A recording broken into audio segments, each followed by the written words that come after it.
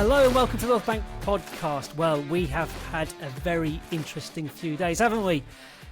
Date back to the end of last week and news broke about Spurs agreeing in personal terms with Eze and club-to-club talks are going on. Then we fast forward a day or two and we have the opening game of the season at Old Trafford. A divided fan base, great result, poor performance perhaps. Then on Monday we have the Eze news developing, only a matter of time before he signs on the dotted line for Spurs. Anger brewing in the Arsenal fan base, a lack of sales leading to this scenario where not only are we losing out on a maverick player, a childhood gooner, the prodigal son, if you will, we're losing him to that lot down the lane. And we know he's going to make their team better. It hurt. It was hurting bad. Then fast forward 24 hours and choose what happened on Tuesday. Oh, the lack of sales compounded by the news that we decided to pay Trossard more money. Make it make sense, people, please. Make it make sense. It made no sense. And not extend his contract. And no extension on duration. Just give him more money, make him even more difficult to shift. Because of his high standing in the squad as third or fourth choice left winger. Anger. Wednesday morning, news breaks of Havertz knee breaking, and we don't know the nature of the injury and the extent of that. So despair and sadness. What will we do? Is it too late for Eze? I suggested in the WhatsApp group. Fast forward a few hours. Arsenal hijack. Eze moved to Spurs. OMG. OMFG. Adila. Absolute delirium in the Arsenal fan base. That's superb. Chris has morphed into our new signing to be soon announced. Confirmed. Thank you. There we are. Thank you. Yeah, you forgot the bit about all the bants we had to endure from the Spurs fans on socials. Taunting us, and it hurt. And do you know why I forgot about that? Because I chose not to watch it. Because it hurt too much. It was everywhere. Do you know what I have watched a lot of today? Social media. The Revenge. Oh boy, is it out there. And we will talk about the Eze deal and where it has had its kind of roots as such. Oh, and we will look forward to the Leeds game, which is happening on Saturday at 5:30, our first home game of the season. A game we're approaching in a far more upbeat mood than we were maybe 24 hours ago. This time 24 hours ago, it was about the time it started to break. News of Eze. Anyway, I am your host, Holly, as you may have figured. I'm joined by Steph and Chris. Chris is back from Cyprus. He's feeling the effects of being awake since 2 a.m. this morning. So well done for making it. And I hope you're coherent. And the news of Eze will probably help to keep you awake and alive and focused for a little bit longer. How was Cyprus? Yeah, it was great. Yeah, I mean it's the home, it's the family home, and the kids love it. So it was tiring running around after the kids, but this news just changed everything because, as you said, we were. It affects your day, doesn't it? As a fan, as a father, as a it just rolls into as a member of society, every aspect of your life. A worker, as a colleague, but it lifted me so much I can't tell you. And we've all had this kind of hankering, this kind of romantic idea of Eze coming back, and we did think it had gone, and so it's just been incredible. One of the few players out there available who would raise our ceiling, and the connections, Yep. Yeah, I mean, I just for added context, I've got my Mayo T-shirt on at the moment. I spent 14 hours travelling back from Mayo to London yesterday. Got back late, but just was feasting on news of Eze until about 1:30 a.m. and then woken crudely by young boys at like 6:30 a.m. as not the football team from Switzerland, that isn't young boys, my own young boys. Just thought I needed to add that for some reason. So I am jaded and bleary-eyed, but a little bit excitable, as you may have noticed. Steph, you were the only one who was actually experiencing it in real time.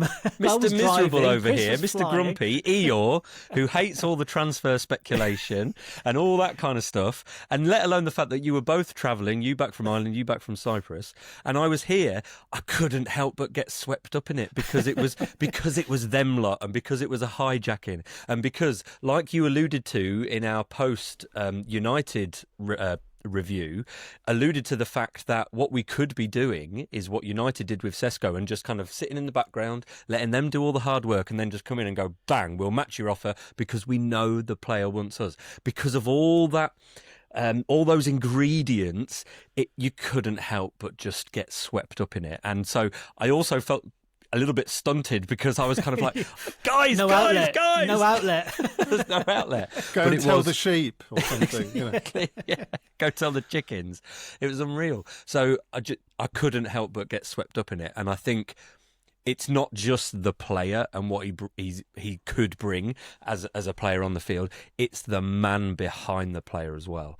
I've said when we've talked about the likelihood of Eze coming into our team, it's as much for his personality and how down to earth he is, and what just a lovely guy he seems to be. I want people like that in my Arsenal team, and I'm just incredibly excited. If you go back to the FA Cup final, the BBC did a little 10-minute, what do you call it? A 10-minute segment. Thank you. Feature, A 10-minute segment with Eze, and it went through, all the amount of rejections he's faced in his life from Arsenal. Said he cried for a week, boyhood club, dreamed of playing for Arsenal in the Premier League, and so on.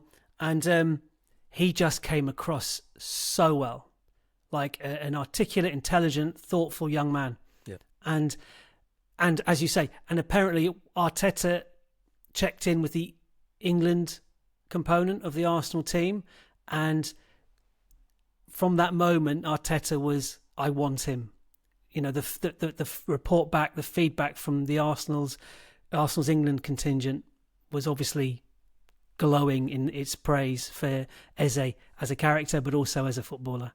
But you're absolutely right. I mean, he will add the X factor to the pitch and around the club as well. It's a very exciting, and it didn't amazingly depend upon us selling any players. Who knew? Yeah, interesting one, isn't it? A lot of people are suggesting that it may have been sparked by the Havertz injury, but yeah. Right. Let's get into that then. I want to read a tweet that Hand of Arsenal, and I know he's been off social media ill for a little bit, so welcome back. Wonderfully timed. Hope he's well. 10:31 p.m. last night, he kind of bullet pointed a few observations or tidbits of knowledge that he has. Andrea made the call. This is 10:31 on Wednesday evening, okay? Andrea made the call, and Eze ordered his agents to cut all communication with Spurs. Steve Parish, Palace chairman, was out today enjoying a casual shopping day. He's been left astounded by how fast Andrea has completed this hijack. Josh Kroenke greenlit the deal today. Now, he's in the country, and that helped apparently grease the wheels. Eze currently at a New Balance event while his agent is closing final details with Andrea. The plan is for Eze to complete his medical this week. And then he finished at Judge Andrea Berta when the window closes, not a minute before. That was his final observation there. Now, Chris, some people are suggesting that we've gone for Eze because of Havertz's injury. And we don't know at point of recording just how bad that is, but it does. I'm fearful that we're going to get an ACL update and he's out for the year. A year, rather. I'm obviously hope it's like 8 to 10 weeks and he's back as soon as he possibly can. Obviously less if possible. But the conversations with Eze go back to end of June, beginning of July, where he was one of the players on our list. He was linked with. We were linked with him then, and some people are connecting with the Waneri deal. Eze was the purchase, or any signing of Eze was perceived to be a block to Nwaneri's path to the first team, which was a bit odd even at the time because Eze is a centre-left, left-leaning attacking player, whereas Nwaneri is, right centre, right-hand attacking player. So, I mean, there may have been truth in that connection. I don't know. We just won't ever know that. But I can't. I've lost my train of thought completely after that. Can I try and simplify it a bit then? In the way I see it, I don't believe any of those theories because I just think, as Steph has said many times, if you've got quality players, world-class players, you can never have too many of them. And I'm sure we'll come on to that thing of where does he play. At the moment, I don't care. No. I'm just glad we've got him, right? I agree with you. I think he's left bias. But for me, when you make it clear that you're interested in a player of that calibre and he wants to come, it's just a matter of negotiation. And I think this whole thing with Spurs has been just that. I think it's been a kind of, not a charade, but a kind of process of negotiation. So the Havertz thing, the timing of it maybe accelerated it, but I feel like, and maybe to sort of assuage the fan base as well, but I just think it was all bubbling away in the background and we were just waiting for our time. It's like Spurs put the marker down and said, this is what we're prepared to pay.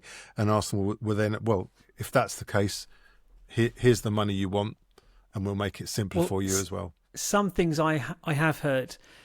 Number one, that Steve Parish was surprised that Arsenal hadn't put in an offer for Eze after the initial exchanges, the initial agreements. He was surprised at that. And ultimately, we have paid the release clause, even though it has expired. That seems to be considered as the fee that we're offering, which is, I think, fair, especially when you've got Madueke at 52 million with add-ons. Eze at 68 million is, I think, market rate. That's fine. There is a suggestion that, the Trossard the enhanced salary for Trossard has nothing to do with the Havertz injury. That was something they were honouring from the Edu contract agreement to reflect his standing within the squad. And, he's looking at a couple of 18-year-olds have their contracts renewed and they're getting more money than him. And he's got the experience, understand, not just on the pitch, but around the added responsibility around the ground, around the stadium, rather around the club, to reflect that. And I don't know what salary he was on, and I don't know what salary he's been bumped to. But yes, that went down like a lead balloon within the Arsenal fan base, compounded by the Havertz knee injury. Those two things may have accelerated it. I also read or heard somewhere that Tim Lewis at Arsenal and Steve Parish have a real history together. They're very close. They're good friends. And there is a suggestion that Lewis taps up Parish to say, look, just delay Spurs, delay Daniel Levy a little bit. We're just getting our ducks in line and we're going to come in, just delay it and we'll match whatever we'll pay you the release clause. I mean, because that's what we've done. Even though it has expired, that's what we've done. We've paid the release clause. And just to bump in, there's been a suggestion, again, I don't know the sources, just a few posts I've seen online, that the Spurs deal may have been held up by them wrangling whether or not Eze would play in their Conference League qualifier, which, as we record, the team has been announced and he's not in. But apparently that may have been used to delay so Arsenal could then come in. Because Spurs were told that that's part of the deal. He has to play in that Conference League because it won't cup tie him for the Champions League. So there's no sacrifice, there's no danger there. But it was like a goodbye kind of thing. Yeah. Interesting that he's not playing there. So, I mean, I think we can agree that Spurs have been truly and royally humiliated. Can I ask where it ranks in second? So you've got this current Eze hijack. You've got the Sol Campbell free transfer, and you've got the ordering Petit. Emmanuel Petit. That's my favourite. That's your number one. I know. No. It's not my one. It's my favourite because it's hilarious. Yeah. But the best is Sol Campbell. There's no question. You can't. That's unparalleled. Their captain led them on, and turned up with us. Like that was, where's your captain gone? Come on. It's. But the Petit one is hilarious. Do you want to? For those who haven't, Go on, Steph. Or I don't know the story as well because I might be one of those. I mean, I know the general overview. But you'll know the details as much better than as me. you know the headlines, and that's all you need to know. He was as far as Spurs were concerned, he was signing for them, and they were like offering him, anything in need, just let us know. And he said, "Oh, okay, could you order me a taxi, please?" And I'm not doing a French accent. He might have said it in French. I don't know. And they said, of course. And they ordered him a taxi, and he took the taxi to Arsenal and signed for us instead. Love it. Absolutely love it. Immediate legend. Yeah, instant. Yes, I mean, fantastic. And Eze chose us over them. Equally legendary states. I mean, it's number 3. I can't think of any others. Can you? No. Apart from, I mean, we used to chant about the whole you signed Bale, we signed Mesut Ozil. But history doesn't necessarily look back on that one as a win. But it didn't have the same sort of underlying narrative that these have. No, only in the sense of the kind of the following the money kind of thing, in the sense that because Real Madrid really wanted Gareth Bale, they had to offload a world-class number 10 in Ozil, and they just happened to offload him to us. Yeah. So made us better and Tottenham weaker at the same time. But it's not the same. It's not on the same Not planet. As direct. No, absolutely. It didn't boil the piss of Spurs fans quite like this is doing. This is great. I mean, Spurs as a fan base have gone into hiding today. There was a lot of meltdowns sort of happening. I've heard of protests and everything like this. It's so funny. Well, interestingly, a lot of them are calling out Daniel Levy, who has, track record for being a tough negotiator, and maybe that has stalled deals in the past.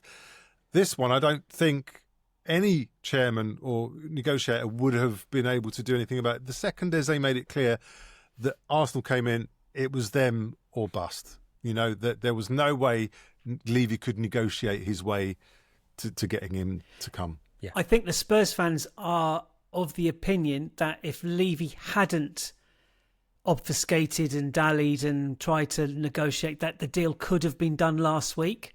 Because there was the suggestion that he wouldn't play, Eze wouldn't even start for Chelsea in the Chelsea game at the weekend on Sunday. So I mean, but I think you're right. I think much more was going on behind the scenes than we'll ever be privy to. And one of those things is the relationship between Tim Lewis and Steve Parish. I think there's a lot to be said in that. My only thing I wonder about the Eze thing and the way the deal's unfolded is I do still wonder if Rodrigo may have been the ultimate number 1 because he's more of an out winger, that he may have been priority number 1. And I do wonder if financially we'd have been able to do both Rodrigo and Eze. However, the circumstances being what they are, like you say, Havertz's injury didn't make us go for Eze, but it may have accelerated our decision to let that happen. And like you say, once we've intimated to Eze that we are interested, he's just going to wait and go, yeah, fine, I'll see it out, and then come to you. Which is why, like you say, I don't think Levy had too much he could do about that. Funnily enough, though, literally hours before, with the Havertz news of the injury, the amount of posts I saw online from Arsenal fans saying, another summer, we've been sold up the river, there's no big signing coming in, there's no left winger, how many times have we been told that yada, yada, yada, and I had to sort of step back and go, well, hang on a minute, we have signed some players, we've definitely improved the squad. People were crying out for a player that maybe improved the first team, and I think Eze does that in one form or another. We can talk about where he slots in later. But at the same time, just look at last season, where our weakness was not being able to bring off our best players with 10, 20 minutes to go and replace them with genuine quality and not young players. So I think a lot has been addressed this summer, if there hasn't been the 2 or 3 star headline, first team game changers. Yeah, I mean, I think we have signed 2 ceiling raisers in Zubimendi and Gyökeres. Yeah. The others are definite floor raisers. Eze is another ceiling raiser. I think we've we've come to the end, or we're approaching the end of the summer transfer window, having signed 7 players, and I'm going to add in a Max Dowman to this as well, because I think I've made a subconscious promise to myself to name drop him in every single podcast we do. Because of my bold pre-season prediction. We can start running bets on what I'll minute will it'll it be. into action. He will be selected for England in the England squad for the the World Cup. But 7 players we've signed, they filled every gap and issue that we had. If you'd sat down and said, right, we need a backup goalkeeper, yeah, we need cover for Saliba and Gabriel, a centre-back alongside Kivior, fine. He can also cover at fullback. Great. We need to replace. We've lost 2 midfielders, Jorginho and Partey. We need to replace those guys. We've done that with Norgard and Zubimendi. Just on Zubimendi, apparently he had a 48-hour sickness bug before in the run-up to United game, and was just so determined to play. So that might go some way to. I know, Chris, you said you felt he had a good game, and that was fine, but it might give some kind of mitigation to maybe a slightly below par performance from him. And I'm not saying it was below par. I didn't see it. Did the rest of the team get it then? Yeah, true. Maybe. Does it affect recovering. knees? Does it affect knees? Remind me what I was saying. I'm just the guy dreaming of Eze. You're talking about Zubamendi and the additions we've made. The players that we've added to the team. Now, we've been saying for ages that we need a backup for Saka, and we've got Madueke, but he's also a left winger as well. And it'd be interesting to see what team selections the 3 of us put out for the Leeds game. Obviously the striker Gyökeres. We need a number 9. We got a number 9, and the last slot was that improving the left side of our attack. Now we've done that with Madueke and definitely with Eze. But in the process, we've also strengthened the right-hand side, or reinforced the right-hand side, and centrally with Eze. So Madueke reinforced the right-hand side, Eze enhanced the centre. I have no truck with any Arsenal fan offering any criticism of our purchases this summer. It's a 10 out of 10 window with Eze for me in terms of purchasing. Okay. Yeah, I was going to say the caveat absolutely. into sales, isn't it? And the extension of contracts as well, from what we're led to believe. That's, apart from Saliba, the mood music is really up positive for Saka. We've already extended Miles Lewis-Skelly, Ethan Nwaneri and Gabriel. So it's only Saliba that, and he's speaking positively, but you never know. He signed with a year to go last time. Maybe it'll be the same this time. We don't know. We'll have to just watch this space. But in terms of sales, I think Karl Hein is going to Werder Bremen, £3 million. I mean, he's a first-team player.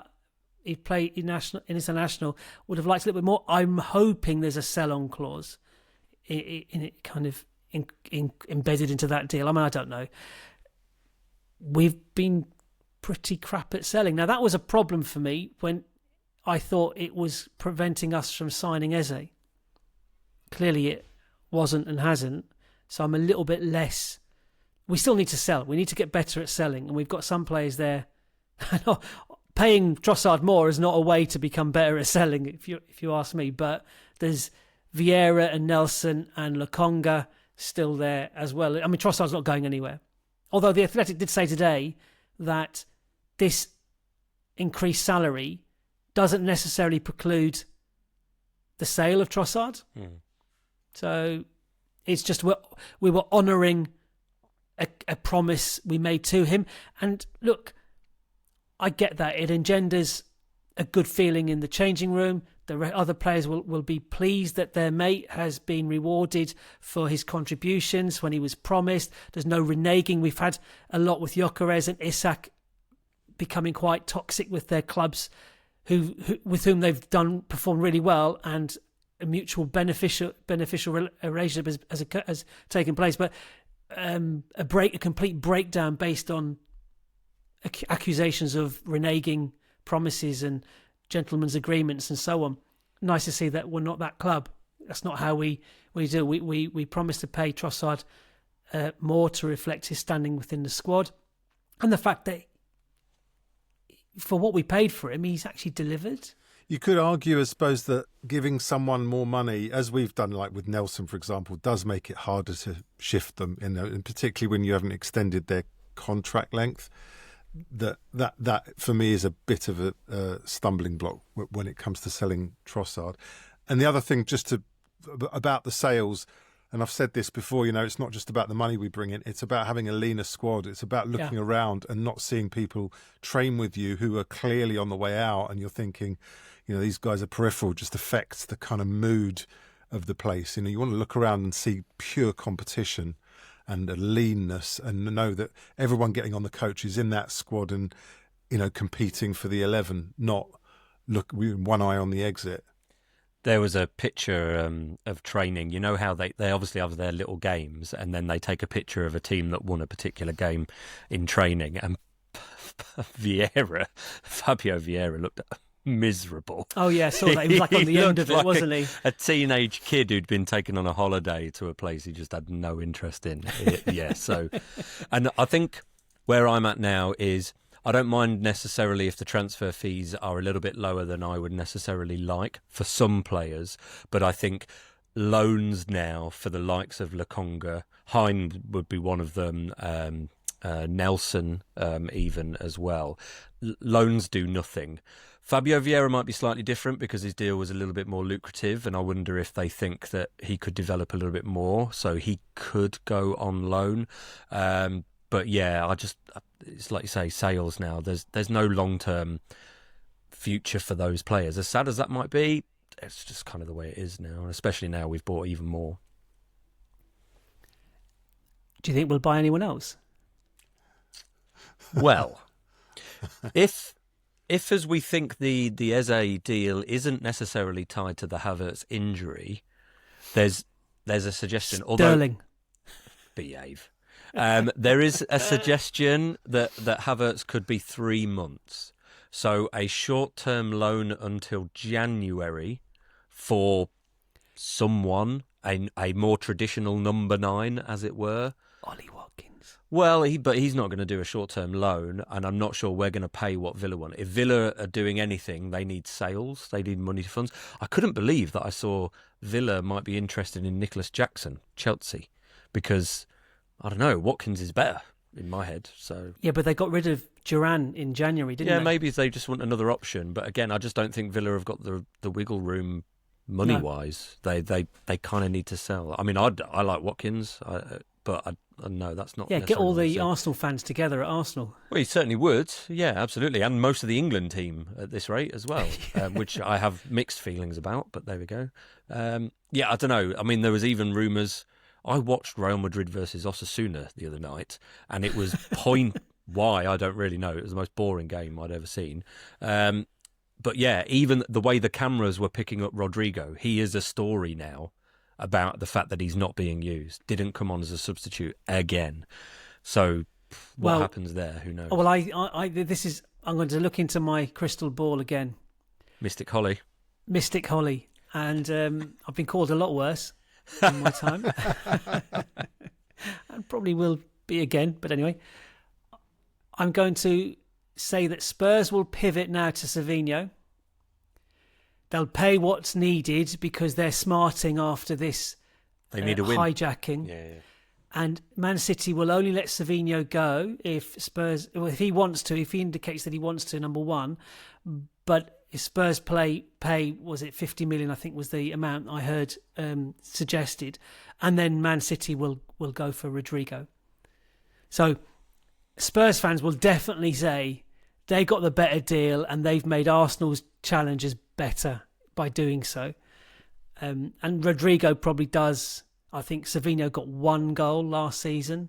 His output makes Martinelli look like a world beater. I like Martinelli.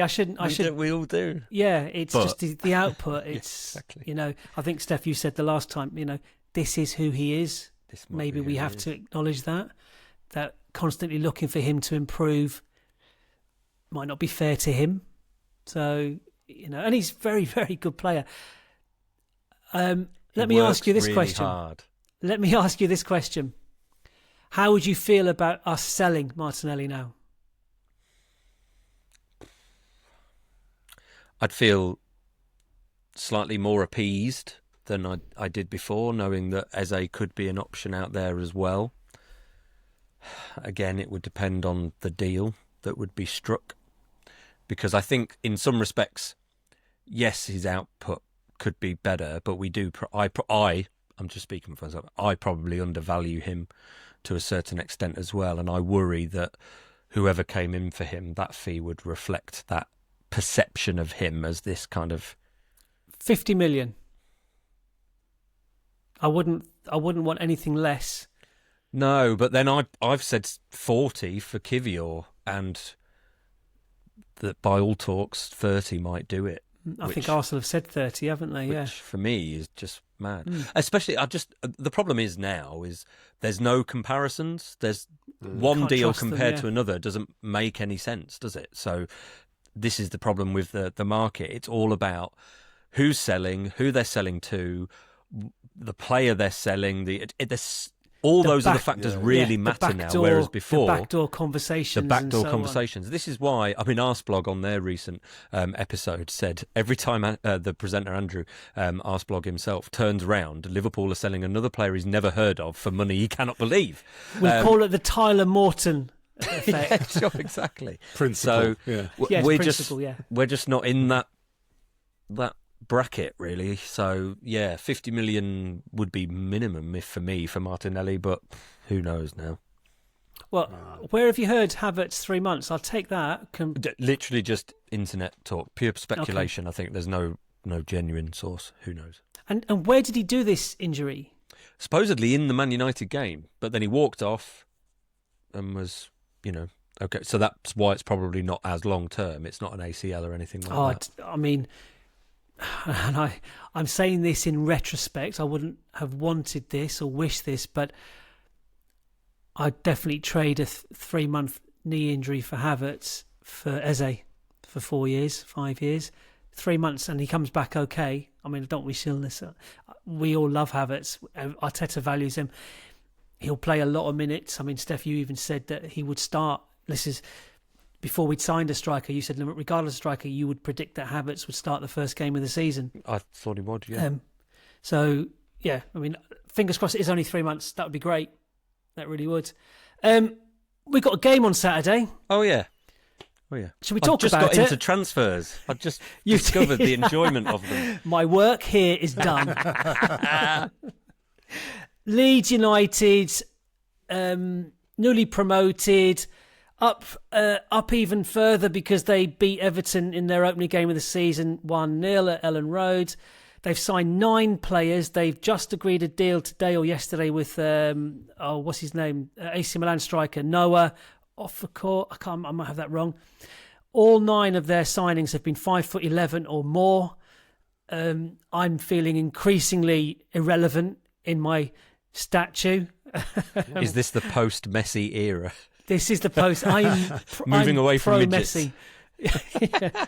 I might be taller than Messi, and I cannot say that about the vast majority of Premier League footballers now. Ethan Ampadu's picked up an injury. He's missing our game. That's the only injury I can find. Calvert-Lewin could feature against us. He's not had that many training sessions, and he has done well against us before. He is a dangerous player. He's certainly a very physical player. Looking at some stats about the head-to-heads for Leeds, Arteta's managed 5 times against Leeds, winning all 5. Going a bit further back, the last 14 games we've played against Leeds, we've won 12, we've drawn 2, we've won the last 6 in a row. We are unbeaten in our last 42 games against promoted teams. Wow. Okay, I don't know how many of those we've drawn. Leeds have spent like 90 million quid this summer. They've gone for it a little bit. They've invested. They've got Farke's their manager, isn't he? He's had experience in the Premier League already, so maybe he's learned. I know he got sacked. Didn't he get sacked? Norwich. First time around was at Norwich. So maybe he's learned some lessons there. Look, Leeds will stay up or not based on their home record.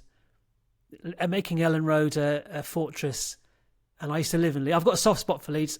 Full disclosure, I lived in Leeds for a year, did my teacher training in Leeds, and they hate United as much as I do. So I felt a kindred sense with the Leeds brethren up there. There's the Holly bingo card. Max Dowman, Man United. Some issue with United. House. Yeah. If we have to knock a shot back for each time, we'd be incoherent by the end of the hour. What else have I written down? I think that's it for Leeds. So look, I've got a quiz. Damn it! Oh, here we go. We're back. Holly bingo card. Yeah, quiz. And guess what quiz it is? Which players have played for both Leeds and Arsenal in the Premier League? Yeah, there are 10 players Are to there? have represented both Arsenal and Leeds in the Premier League era. Now, when you think about it, I've written them down in order of the most Arsenal appearances. That's not necessarily they're the biggest name, and I'll explain that. But anyway, for those of you watching and listening, 10 Arsenal players have represented both Leeds and Arsenal in the Premier League era from 1991 onwards, okay? I will, after we've offered our teams and predictions, come back to that. Okay. On that then, Steph. Hello. Who's in your starting 11 on Saturday? Eze and who else? Eze now. Hey. Take it, Eze. Oh, sorry, I had to get some of those puns in. I just want to talk about the fact that I did watch majority of Leeds Everton on Monday night.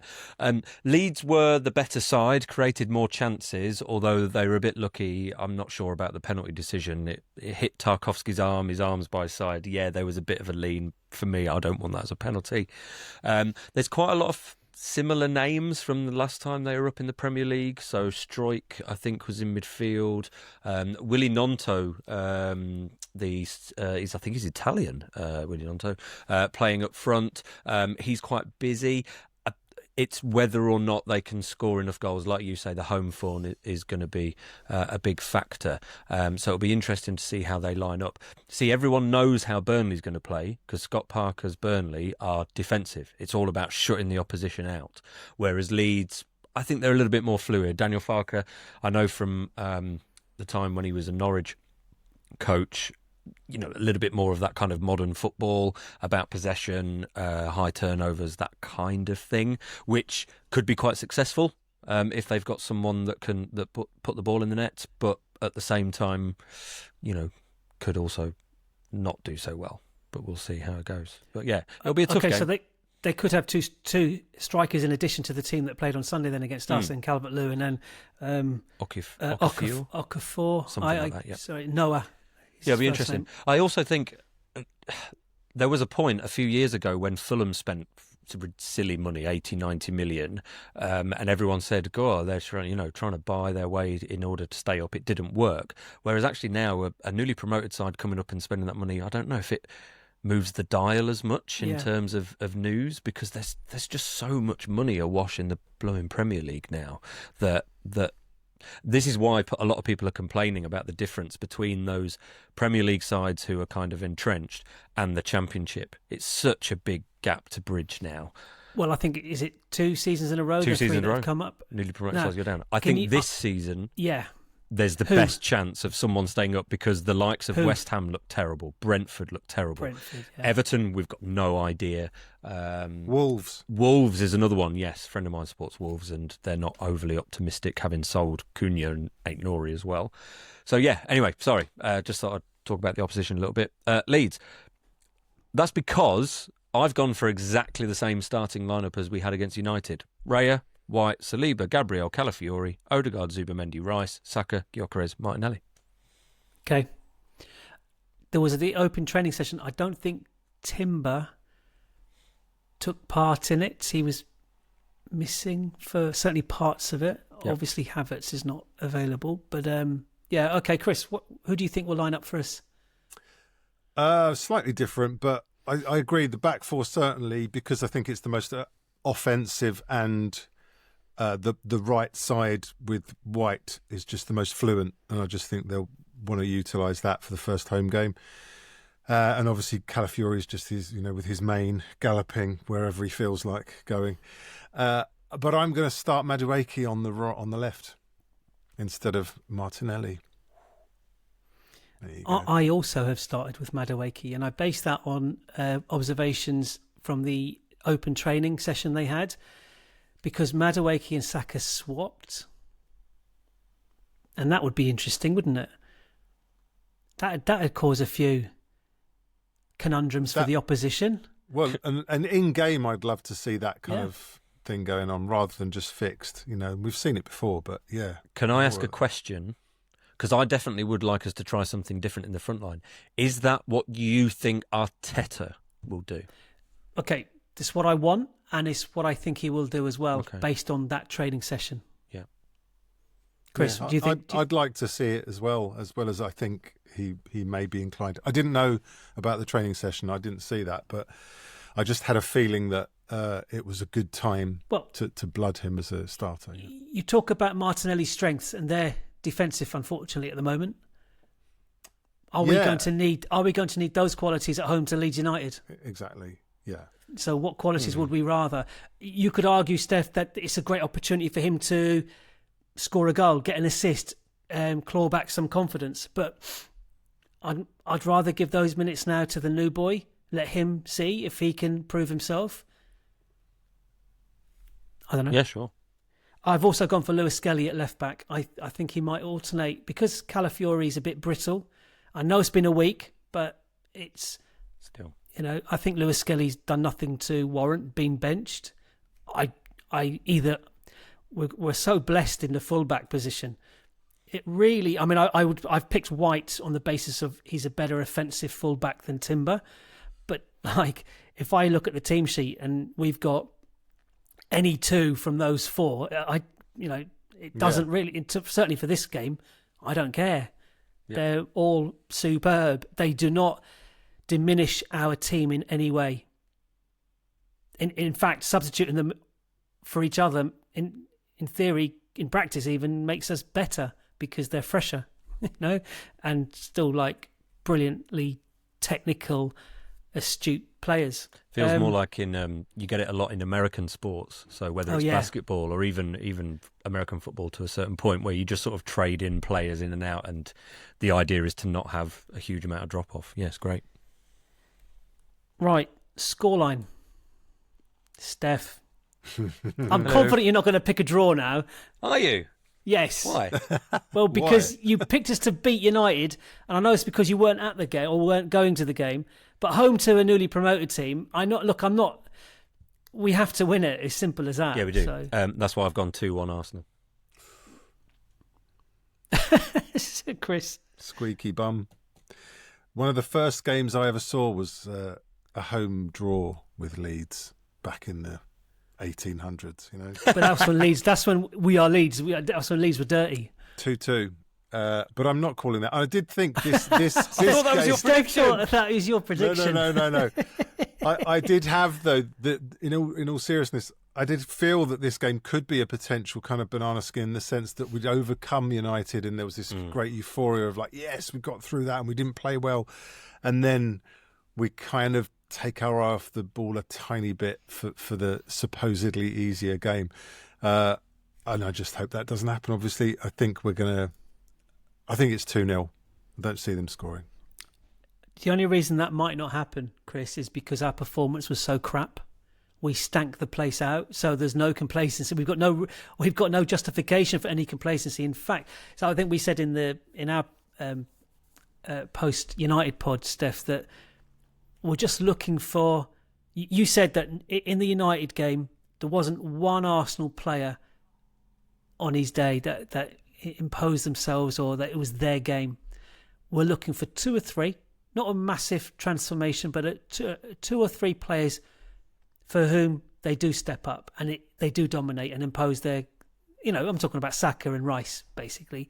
And for longest, but Odegaard had flashes, and obviously Raya had to be, pretty sharp. The centre backs got better, but as a whole piece, it was lacking, wasn't it? I've gone for 3-0. Okay. And I've gone for Gyökeres, Saka and Madueke, the front 3 to get a goal each. So the reason I've gone for it close, I don't know why. I think because even just the two changes to the starting 11, Zubamendi and Gyökeres, as we expect to be there more regularly, because the way they play will need to be gelled and adhered to and all those sorts of things. I can't see us blowing anyone away for a little while. I don't know. I mean, I hope we do. I always hope we do. But I don't know. I just feel like there might be a few kinks to work out a little while, and that fluency. Like Sunday. Just, keep getting the results whilst we're ironing out those kinks. Absolutely. Yeah.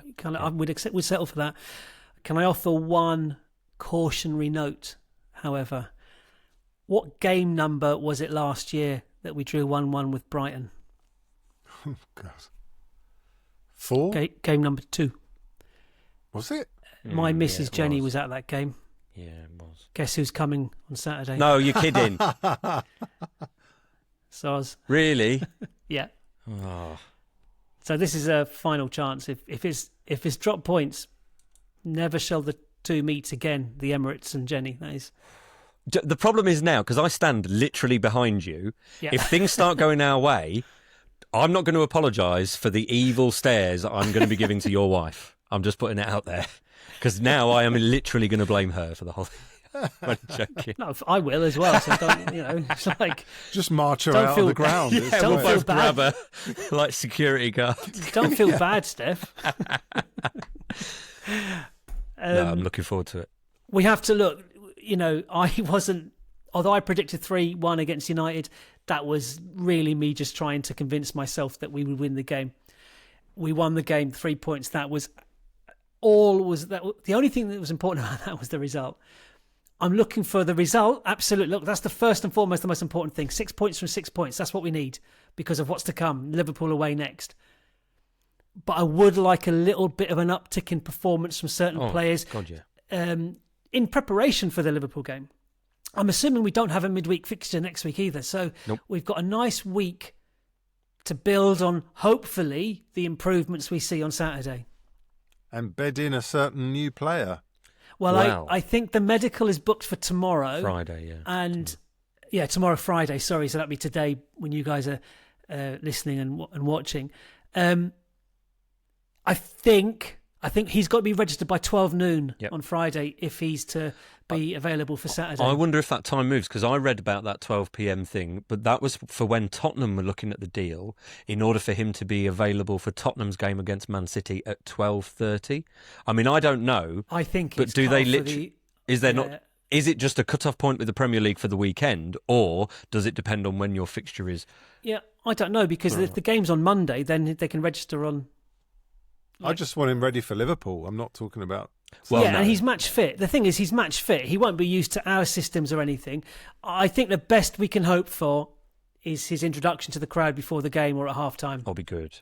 Yeah, I mean, the vibes are already going to be way more positive than we expected. Oh, completely. If we'd gone into this game just on the Havertz injury news, and the people would Trossard have been salary very subdued. But now...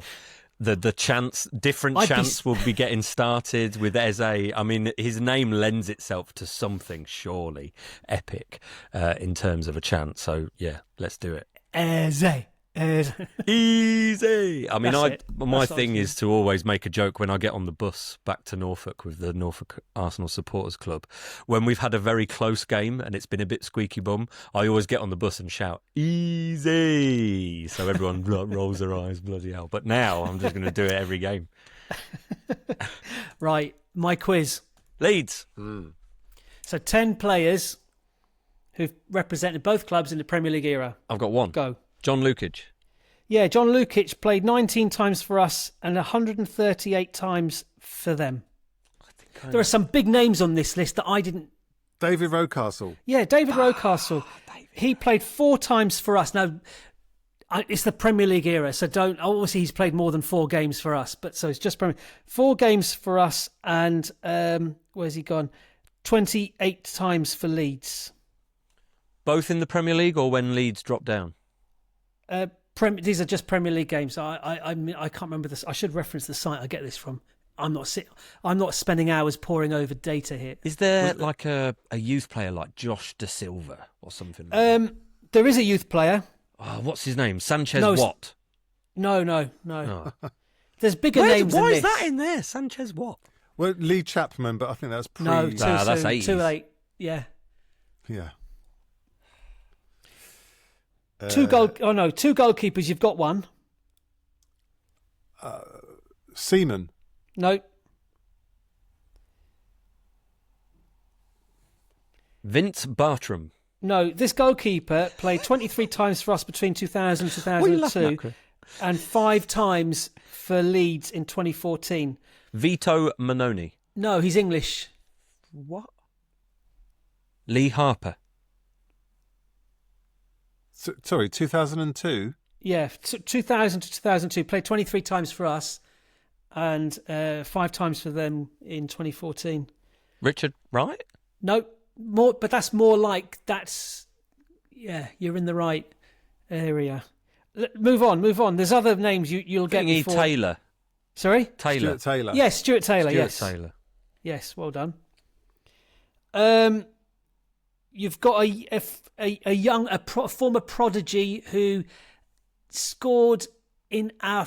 I get this right. I might have this wrong, but I think he Jermaine scored Beckford. the first. You got the right name. First right name. Pennant. Jermaine Pennant. Oh, God, he played for everyone, didn't he? 15 times for us, 36 for Leeds.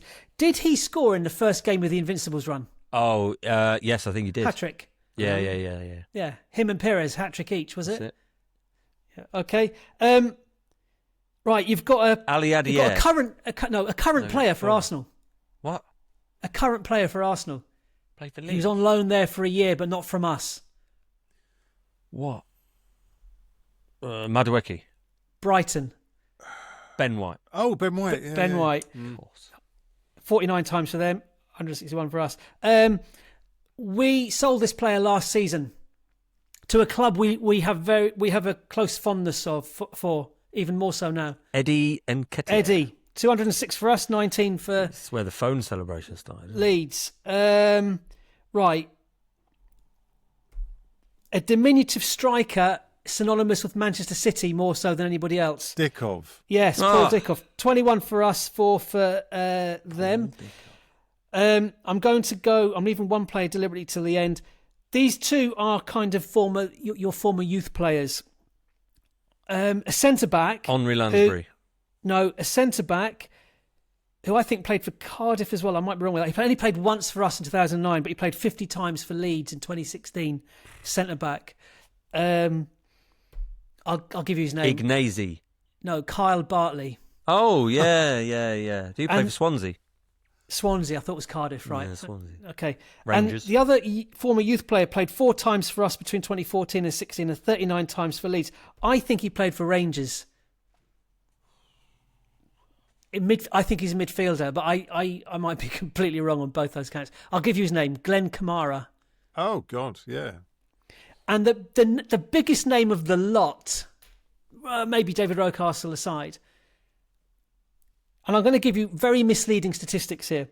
He played 12 times for us between 91 and 92 and 10 times for Leeds. I did not know he played for Leeds at all. I thought we were the only club he played for. That's a clue. And we played how many times for us? Well, Stefan in Schwarz. the Premier League, 12. Here we go. So it's going to be someone massive like Alan Smith. He had a 2-week trial at Manchester United before signing for us. I didn't know that. I also didn't know the following. His dad, I'll leave a bit of information out here. His dad was an Arsenal fan. So he was born in Islington. He's born in London. Dad was an Arsenal fan and was delighted he chose Arsenal over United for that reason. Centre-back. Famous, like one of the most famous Arsenal players. O'Leary. David O'Leary. He played 716 times for us, so the 12 Premier League is a bit misleading. But I didn't know that he grew up as an Arsenal fan and he turned down United, which is great. I mean, he doesn't get, because of his Leeds connection, obviously as a manager, he doesn't get that. But Chris, did you know he played for Leeds? No. I didn't know. I thought he was just manager. I thought he was just Arsenal was the only club he played for. Anyway, there you go. There's your 10 players that have played for both. Nice. Very Arsenal. Good to hear Vince Bartram as well making material. You're welcome. It's like, do you like these random names from Arsenal's past? I used to have a thing for Richie Powling. Don't even know who that is. I don't even know who that is. Because it's so long ago. He was one of those squad players that if you did the Panini sticker book, you always ended up with like the Richie Powlings and you wanted Liam Brady. So I had a bit of a thing about Richie Powling. Nice. Yeah. I've never heard of him. If you're out there, mate, you know, he's probably a plasterer now or something. The same way Andy Linnigan's a plumber. Yeah. I'm going to Google him. Me too. I want to know how to spell Powling. Do. Everyone at home, Google Okay. Richie Powling. Love it. So what we'd intended 2 days ago to be a preview of the Leeds game on Saturday quickly morphed into failed attempts to quell and quash excitement at the signing of Eze. So, I mean, be fantastic for him to have his medical and sign the dotted line by 12 noon and to appear on the subs bench. Just, because we sit in that corner. Oh, they'd be warming up. Oh, if he warms up near us, the reception. Eze's coming home. He's coming. I mean, that is definitely well home. done. You can start that one. That's definitely going to that'll take off that one. Anyway, so look, that's from what was going to be a pretty run-of-the-mill podcast. It became far more interesting very quickly. I hope you've enjoyed listening and watching. No rogue appearances from friends this week, I'm afraid. So apologies for that. And enjoy the next few days. The anticipation we're building ahead of 5:30 p.m. kickoff at the Emirates against Leeds. Cannot wait. Dare I ask, are we all going? Yes, all we going. are. Oh, right, okay. But the follow-up question, Chris, is will you make it on time to meet us outside Block 6? Possibly. That's a rhetorical question. We know the Possibly. answer. Oh. There are two hopes, Bob and no. There you go. Right, on that note, happy 2 days, happy 3 days ahead of Leeds on Saturday. Cheerio, thank you very much. Bye. See ya. Bye. The North Bank, an Arsenal podcast. Subscribe, rate and review on your app and find us on your socials at North Bank Pod. Email hello@thenorthbankafc.com and check out our website, thenorthbankafc.com. Produced by the Podcast Company.